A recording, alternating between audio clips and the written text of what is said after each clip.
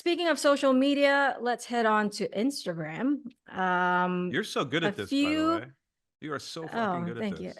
Listener questions from social media. There you go. I like that. That's so much better.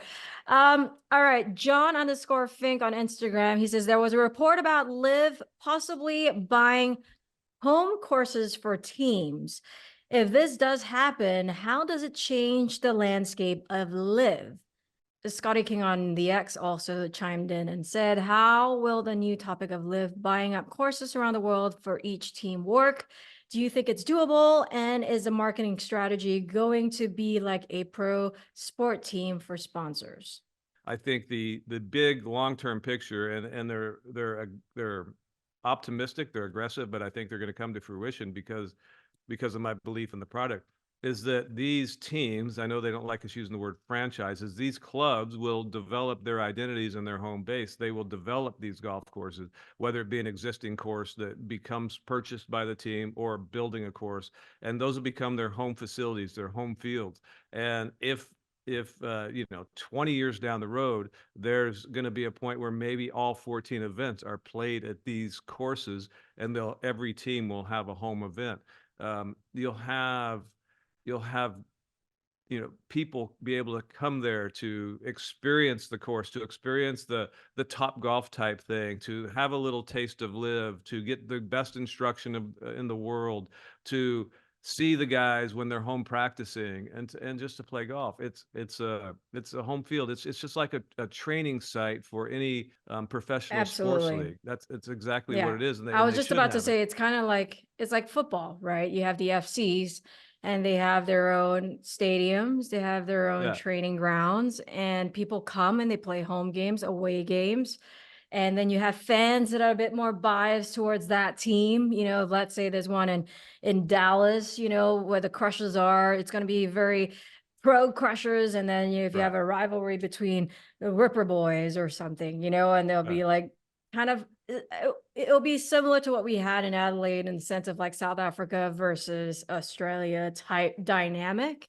That would be kind of cool. And then obviously, I think the long-term plan too, I'm sure if it ever was a thing, is that these teams can have their academies there.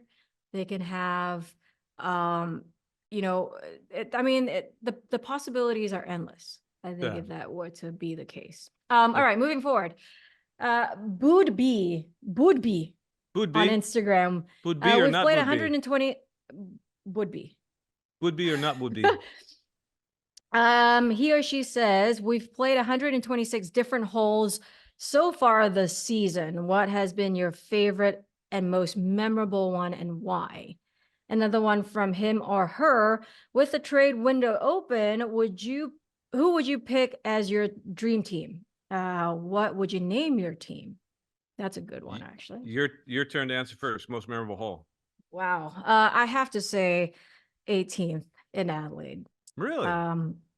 Yeah, 18th in Adelaide on that playoff. Yeah. Wow. Wow. I think I think it's the playoff and the dynamic and the experience and Yeah. and just the crowd and the weather and the moment, like all of it. It's not just the actual hole itself. I mean, it's a good golf hole, but I'm talking about everything that came with it. Right. So the South Africa versus Australia, we had just thousands and thousands of people, and I had the privilege to be inside the ropes on that afternoon, and it was just it is my highlight of being a small little part of Live in the last 2.5 seasons. You're a huge part of it. How many selfies and autographs when you were in Adelaide in your 3 days walking the Why course? that I don't know. No, those By the are way, actual I fans, think by the way. Those aren't listeners, those are I fans. while I'm on, I How want to say many? that How I do. many? I don't know. I don't know. I was asked to sign a shoe and a cell phone.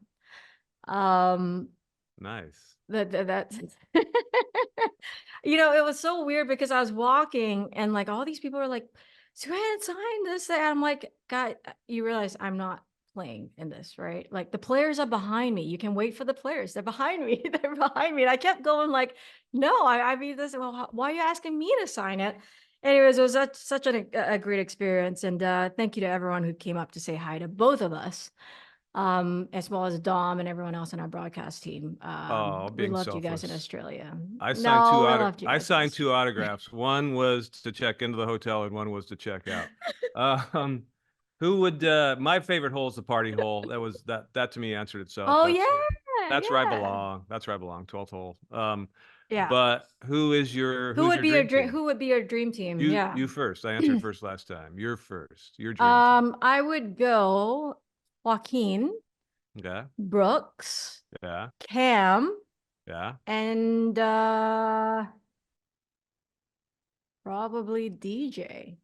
Ah, I like that. Yeah. I see. I didn't take Yeah. the question And that they will way. be called What? Goliath. Oh, Goliath. You've actually thought about that's actually impressive. I Thought didn't about I it. I was didn't I didn't read the question that way. I was going to answer it like Jim Thorpe did when Golf Channel was riding around in a taped interview asking him who his dream foursome would be. You know, guys are saying Gandhi, Arnold oh, Palmer, right, Jack, right. and Jim Thorpe, who's one of the funniest men I know, says, I think I told you this before. He says, "Let's go, Halle Berry, Whitney Houston, and fuck it, we'll just make it a threesome."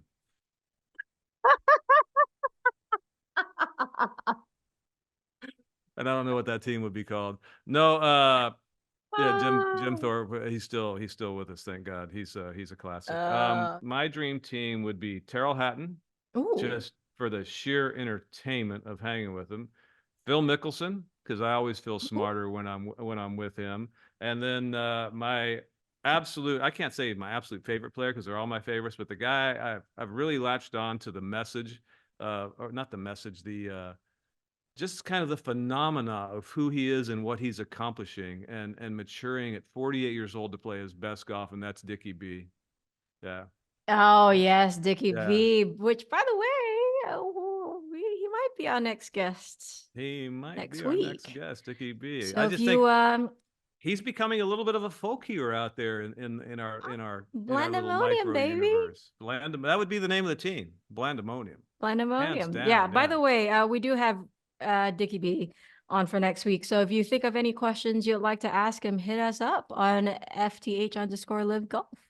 Let us know what you want to ask Dicky B, and we'll pick some of the best. Okay. Make sure they're good. Make them meaningful, as my boss always tells me. Who's your boss? All right, let's go, Mr. Watson. Okay, Jack Thompson on Twitter. Who would you like to see join the Four Aces to make them competitive again as they started the inaugural season so dominant? They were the dynasty to beat, weren't they, Yes. in Yes. 2022? Yes. I mean, that's a very difficult question to ask us, you know? Yeah. Well, no, I mean, the other teams hadn't even taken shape yet when they were dominant. And I don't think you need to change. You got four great players on that team. I don't think you need to change a soul. They just need to play better. I mean, Patrick Reed's had his worst season in 3 seasons thus far, although still not terrible by any stretch of the imagination, well below his standards. Harold Varner has not delivered for them, but you never know with Harold. He's a streaky player. He could go win the next two events, and nobody would blink an eye. He's that damn good. And Pat Perez has, he's been Mr. Clutch on Sunday until this year, and he hasn't quite delivered. DJ's played solid, but he hasn't played dominant like he was the first year. DJ was our first individual Yeah. league champion. They just haven't played that well together. I don't know if a move is necessary there, but if there is a move, I don't know who you would move out. He's not going to move Pat. He's not going to move Pat Perez. That's his buddy. I mean, that's his absolute buddy. Yeah. Um, Yeah. I don't think he I don't ever. think he'll move Reed. I I mean, don't think he'll he's move way too Reed. consistent. Yeah. Yeah. And I mean, I don't know where you move Varner. I'm sure everybody would want him, but who are you going to get for him? Are you going to get another player that quality? Who would I you mean, get this for him? this mid-season trade window is going to make things so interesting.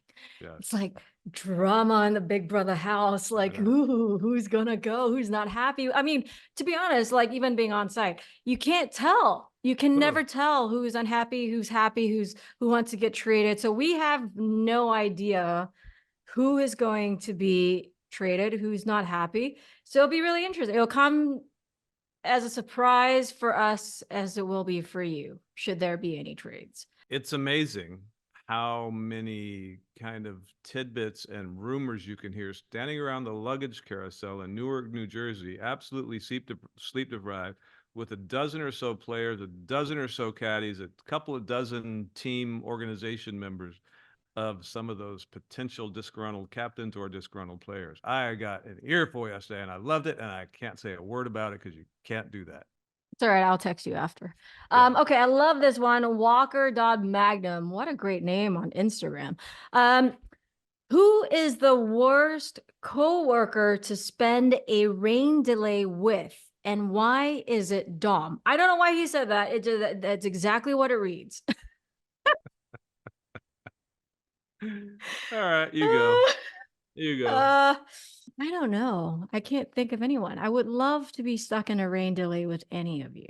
And I No, mean that from the bottom of my heart. I no. do. My answer is easy. It's evil Kristen, hands down.